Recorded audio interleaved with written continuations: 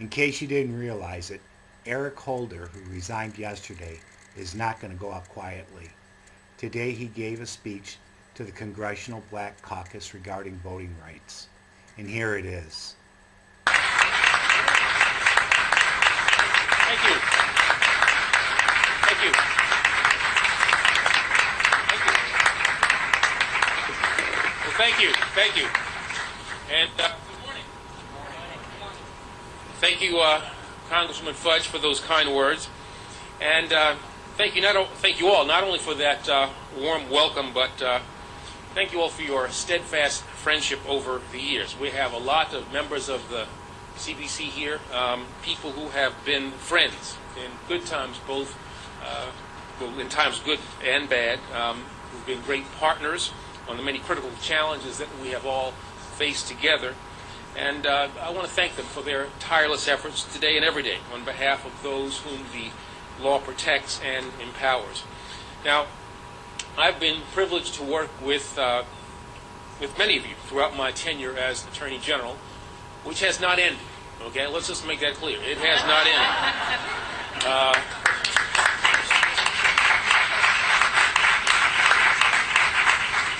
I woke up today and I was still the Attorney General of the United States. I am deeply proud of all that we have achieved together. Although my time at the Justice Department will draw to a close in the coming months, once my successor has been nominated and confirmed, I want you to know that my commitment to this work will never waver. And in the meantime, there remains, I think, a great deal that needs to be done. I have no intention of letting up. I have no intention of slowing down. I am honored to discuss our ongoing efforts with you once again today. And I am proud as ever to stand with so many dedicated public servants, devoted advocates, and passionate leaders of our ongoing fight for equal rights and for equal justice. I'd particularly like to thank the Congressional Black Caucus Foundation for organizing this important event and for your decades of service in our struggle to secure the civil rights of everyone in this country. Now, many years ago, and I won't tell you exactly when, but many years ago, during my first days here in Washington, D.C., I had the opportunity to attend my first Congressional Black Caucus dinner with my aunt. I'll tell you how long ago it was, in the sense that I didn't have my own place. I didn't own a television set. I had to sleep on beds that she had. I was a young lawyer, and that was a long time ago. President was not Lincoln, for those of you who were thinking that. It wasn't that long ago. But my experience at that first dinner was, in many ways, a foundational experience for me. And in the years since then, I have been consistently inspired by the caucus's leadership over the years, from education to healthcare to economic development. In our efforts to address racial disparities and to reform criminal justice, you've done critical work to bring stakeholders together, to advocate for understanding, and to build a more just society. As you know, this year marks the 50th anniversary of the landmark Civil Rights Act of 1964, which President Lyndon Johnson signed into law to codify vital and long overdue protections for all Americans. In the decades since then, thanks to leaders like you, our nation has made remarkable, once unimaginable progress in expanding opportunity, overturning legal discrimination, and expanding access to the ballot box for every eligible citizen. Now, all of this progress is laudable, and all of it is worth celebrating. And there can be no question that as we gather here today in Washington, D.C. in 2014, there is a great deal of work that remains to be done, not only to defend those advances, but to expand on the progress of our forebears and to continue the march that they so courageously began. Over the past 6 years, my colleagues and I have proven that at every level of today's United States Department of Justice and in every part of the Barack Obama administration, we are firmly committed to doing our part. As part of the Smart on Crime initiative that I launched just over a year ago, we have implemented important reforms and evidence-based strategies to make America's criminal justice system both more fair and more effective. The National Initiative for Building Community Trust and Justice, which I announced earlier this month, we are striving to eliminate mistrust and to build strong relationships between law enforcement officers and the communities that they serve, so that we can diffuse tensions that simmer just under the surface in too many cities and towns across our great country, and that too often give rise to tragic events like those that captured our national attention just last month in Ferguson, Missouri. Beyond these efforts, as part of President Obama's My Brother's Keeper initiative, we're working together to address persistent opportunity gaps faced by boys and young men of color, and to ensure that all young people can reach their full potential. In fact, I can announce today that we stand poised to take this work to a new level and to complement our data-driven approach under Smart on Crime and My Brother's Keeper by launching a new Smart on Juvenile Justice initiative, which will promote system-wide reform and bolster our efforts to end racial and ethnic disparities. Now,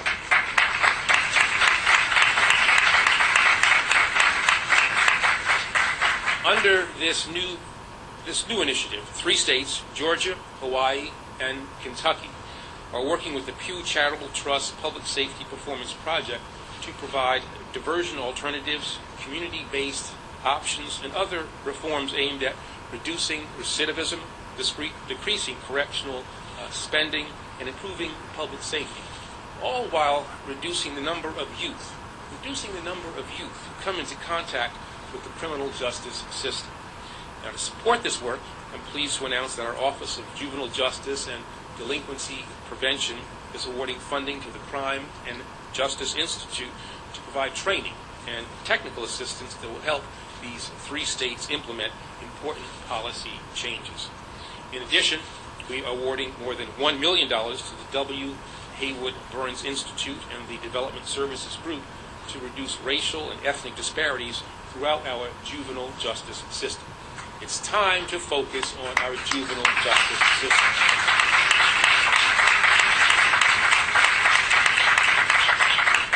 And with a 3rd set of Smart on Juvenile Justice Awards, we are supporting comprehensive training for juvenile justice prosecutors to acquaint them with the very latest information on forensic science, adolescent development, the neurosciences, and the prosecution of sexual assault cases.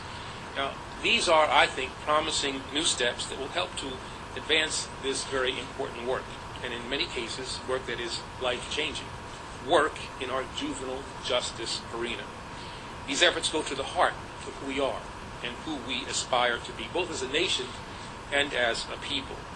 But as this group has, I think, rightly recognized over the years, and as you reaffirmed today by convening this very, very critical forum, few of the challenges that we face as a country are more fundamental, more complex, or more urgent than the need to preserve what President Johnson once called the most basic right to which every American is entitled: the right to vote.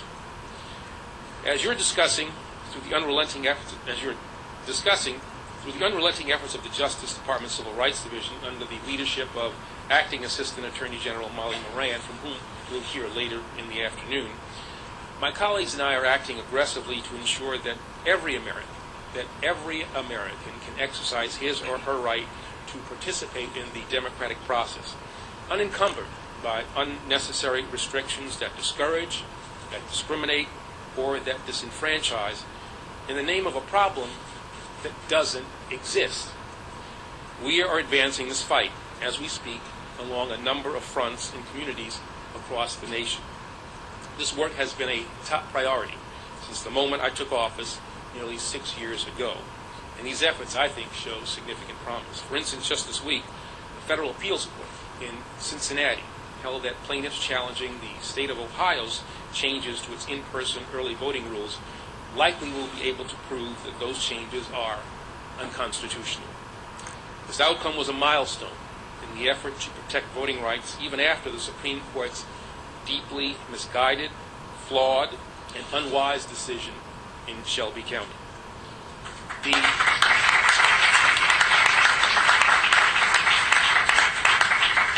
The Justice Department filed an amicus brief supporting those who brought this challenge under Section 2 of the Voting Rights Act. The appeals court ruling means that early voting can begin in Ohio on Tuesday, just as it had in prior election cycles.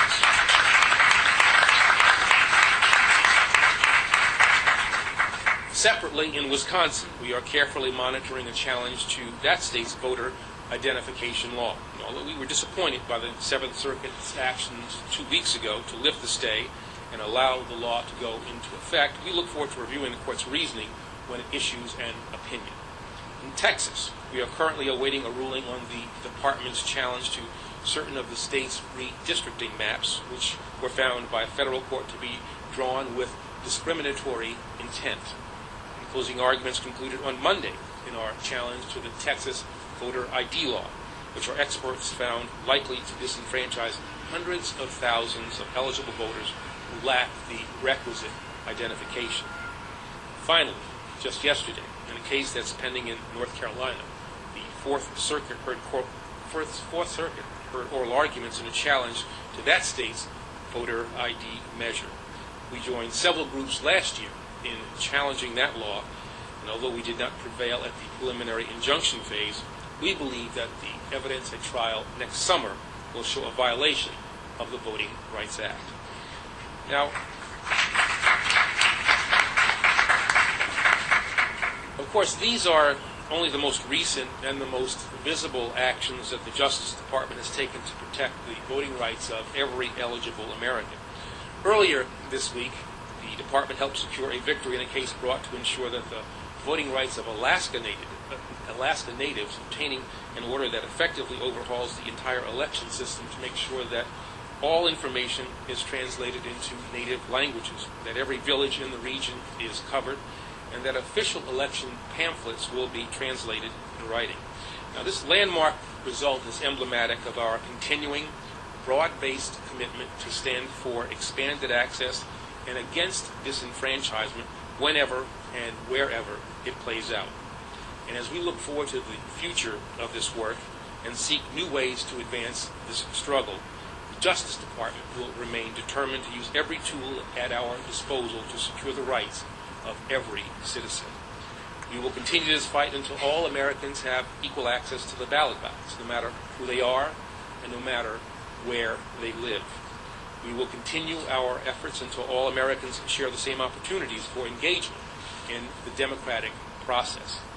And we will continue to look to groups like the CBC for leadership to advance the Voting Rights Act amendments, and to continue your efforts until all Americans can make their voices heard in the halls of the federal government. And when I talk about all who want to be heard in the halls of the federal government, I am including the more than 600,000 taxpayers who, like me, live in the District of Columbia and still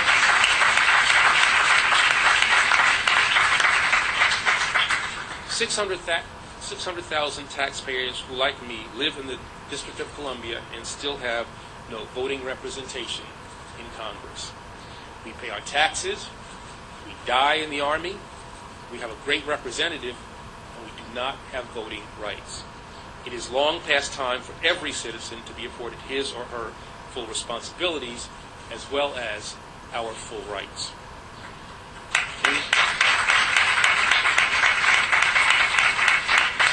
In the months ahead, as we prepare for the upcoming elections, leaders from the Civil Rights Division's voting section will be coordinating with civil rights organizations, U.S. attorneys, and others to dispatch federal election monitors to polling places around the country, just as we do during every election season. We're not stopping because of Shelby County. Our people will be in the field. We will never waver and never rest in our determination to ensure the integrity and the impartiality of this vital process.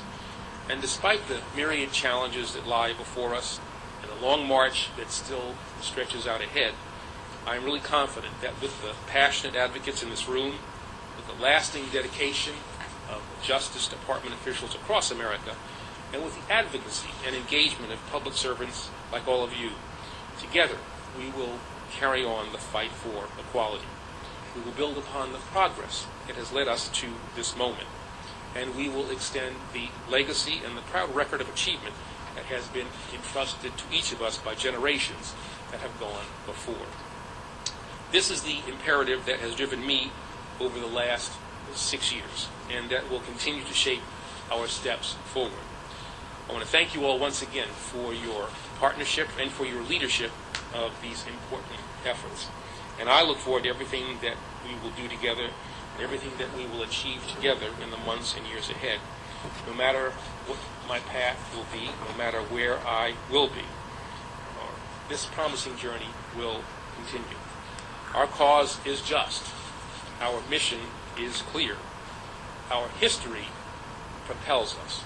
So let us act together to make our nation, to make our union more perfect. Thank you.